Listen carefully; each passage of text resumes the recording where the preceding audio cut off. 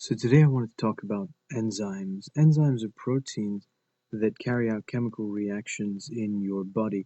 This screen just shows you a few of the thousands of different types of enzymes in your body that carry out almost all of the reactions that occur. When we say chemical reactions, we could look at something like uh, making a large molecule, or possibly other types of such processes that occur as you grow. For example, on the other hand, we could look at reactions where molecules are broken down, that is digested into smaller ones. We could look at, for example, digestion, literally. That is the process that occurs when you eat some food and this food is broken down into small pieces that you can absorb and use as nutrients. These include various macromolecules like proteins, carbohydrates, and lipids as well. When we say chemical reaction, we should explain we are talking about the rearranging of atoms into new substances, that these molecules here are different from the ones that you began with. If you didn't have enzymes, you wouldn't be very complex at all. You'd be a lifeless blob, very simple without many higher functions. That enzymes allow you to carry out a variety of chemical reactions. You could look at, again, synthesis or digestion, that these reactions require an enzyme. That enzymes act as catalysts. This word here refers to a molecule that allows another reaction to occur without itself being affected or used up in this process. When we say activation energy, what we mean specifically is a way of thinking about how reactions get started, that reactions might occur spontaneously, but sometimes have a small hump to get over before they can actually begin. We can use an analogy to explain this process. That if you imagine that you have a big boulder that would by itself roll down this hill, but imagine there's a small hill in the way, that it would pick up speed and begin rolling by itself, but for this small impediment or hold up. That in the same way, if we think about cells, that reactions that occur where a reactant is converted into a product in a chemical reaction may have an activation energy that is required, a small chemical payoff that is needed before you can actually begin this reaction and convert reactants to products. What enzymes do is they reduce this small hill that you have to surmount, that they reduce the amount of energy that is required to begin this reaction. The activation energy is lower with an enzyme compared to without.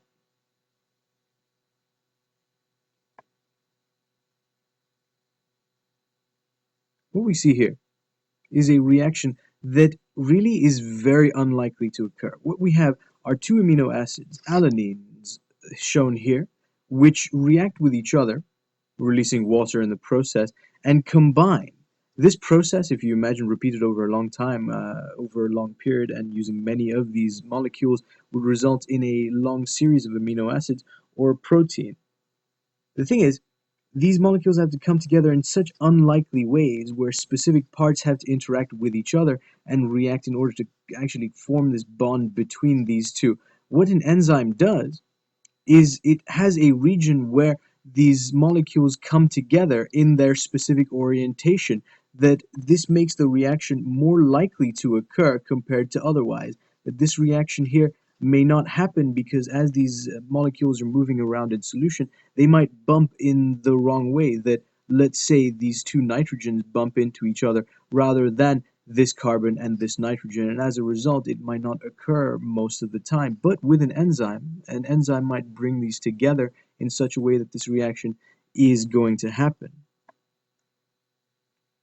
Enzymes, as we said before, are a protein that, just like all proteins, they have to be folded in the correct way to be able to carry out their function. This is an example enzyme that we can use to illustrate this point. This is catalase. These folds show you how the long chain of amino acids is twisted in order to make this catalytic molecule, one that carries out a chemical reaction. Specifically, catalase breaks down a very poisonous compound called hydrogen peroxide into water and oxygen. Hydrogen peroxide, H2O2, broken down into H2O and oxygen, O2. This enzyme, we can think about not just the shape of it, but the atoms involved as well, has a region where the substrate binds. The substrate is the molecule that the enzyme acts upon. In this case, the substrate molecule is actually very tiny compared to the enzyme itself. The active site is the region where this substrate is reacted with. This is where all of the action occurs. We can again use a different way of showing this enzyme. This is a schematic model showing you the folded shape of this enzyme as well as the active site, a specifically shaped region where this substrate can bind. Due to the shape of the active site itself, the enzyme is very particular, very specific for some substrates that not all substrate shapes can actually fit into the active site, and as a result, the enzyme can only act upon certain substrates. That we refer to this as the lock and key model of enzyme function, that just as a lock might only be able to be opened by one key, in the same way, a particular enzyme might only react with one substrate, that only one substrate can fit in the active site in the correct way, and as a result, only one type of reaction can occur.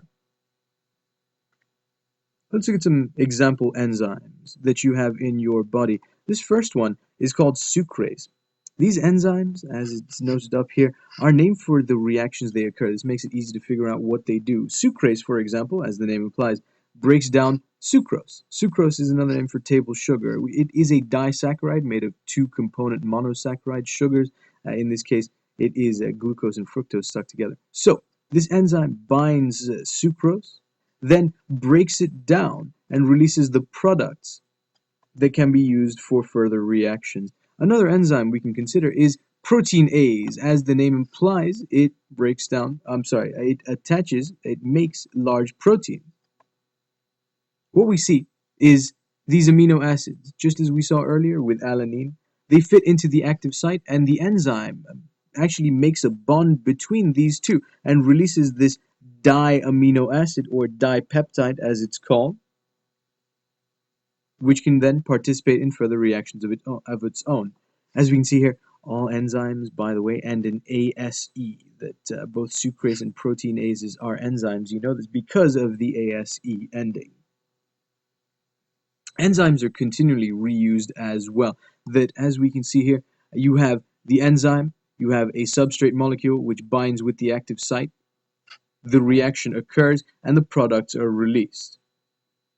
But the enzyme can then go back to the start, that it is not affected by the reaction. Its temporary use means that it can be used again and again, that you only need a small amount of enzymes, maybe only a few enzyme molecules in a given cell to carry out all of that cell's reactions of that type.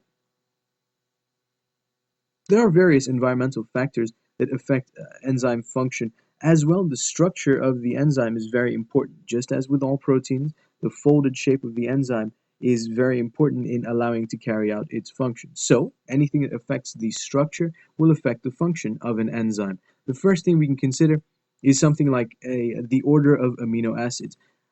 If you have a different order of amino acids, you would have a different folded shape, and as a result have a different function overall. And that as well, we can consider the denaturing of an enzyme. If an enzyme is denatured or unfolded, you get a disruption of the hydrogen bonds that hold this twisted looping structure together. If these hydrogen bonds are broken, this enzyme can unfold or denature. The denaturing is destructive to an enzyme's activity because it has no active site left anymore where it can bind to its substrate and carry out the reaction it's supposed to. There are a variety of factors that can cause the enzyme to become denatured. And as well, there are some environmental factors that can actually lead to changes in the order of amino acids. For example, if you have a mutation, let's say, in your DNA, remember, your genes refers to a section of DNA which codes for a protein. If you have a mutation in a gene, that is a change in your DNA, what can happen is that the correct amino acid sequence, which is seen here, folded up into a protein, does not occur. That when a mutation does occur, what you get is a chain of amino acids which is slightly different, that you also get a different folded protein that results. And this wrong shape means that it cannot bind with the substrates it needs to and carry out the reactions that it needs to. Mutations can destroy an enzyme's activity. And as well, factors like temperature and pH can affect an enzyme too. Temperature we can consider in terms of optima. An optimum refers to the ideal temperature that an enzyme operates at. We can use a graph to illustrate this point. What we have here is temperature along this axis, the independent variable, and dependent, the rate of reaction. Let's say how many product molecules are made every second or minute. For your body, enzymes have an activity, a maximum activity at around 37 degrees, between 35 and 40 degrees Celsius or 95 to 104 degrees Fahrenheit. That at this point, the enzyme is folded up into the correct structure and can bounce around and carry out reactions as necessary. If we were to raise the temperature, what you get is an unfolding of this protein, that the hydrogen bonds are disrupted, unfolding the protein itself. This denaturing of the protein destroys its activity. On the other side, if the temperature drops too low as well, what you get is effectively the enzyme is starting to move more slowly. If the temperature drops to zero, for example, it can freeze up. That because it's moving more slowly, it bumps into fewer substrate molecules, and as a result, there are fewer reactions that occur, which means the reaction rate drops a lot. We can use cooking to illustrate the effect of temperature on proteins, that foods like meat are full of protein, and we enjoy the changes in texture and flavor that come about as a result of cooking. That when you cook proteins, they unfold, they denature into a different form, which we find pleasing, especially as we eat it all the time. We can use eggs as well. Again, eggs, tons of proteins in them. When you crack one and it's on a cool pan, that it is the yolk is yellow, and the all this other stuff around it is clear. As you cook it, though, you start to see changes in the albumin, that is this clear business around it, that these proteins in the albumin are changing. They are actually denaturing in heat and then sticking together, creating this not see-through mass anymore. It's opaque to light. It turns a different color as a result of changes in the proteins that are found there. That eggs actually are a good way to illustrate a variety of different effects of environmental factors on a protein, because you can heat them up and it changes them from clear and runny to kind of hard and yellow. If you actually subject them to pressure, similar things happen. pH, extremes in acidity or base, can actually completely denature proteins, as well as various salts, as well as whipping. That what you're doing here is stirring up the proteins and causing them to unfold and take on air as well, becoming fluffy in the process. That eggs, the proteins in eggs, are a good way to illustrate changes in protein structure.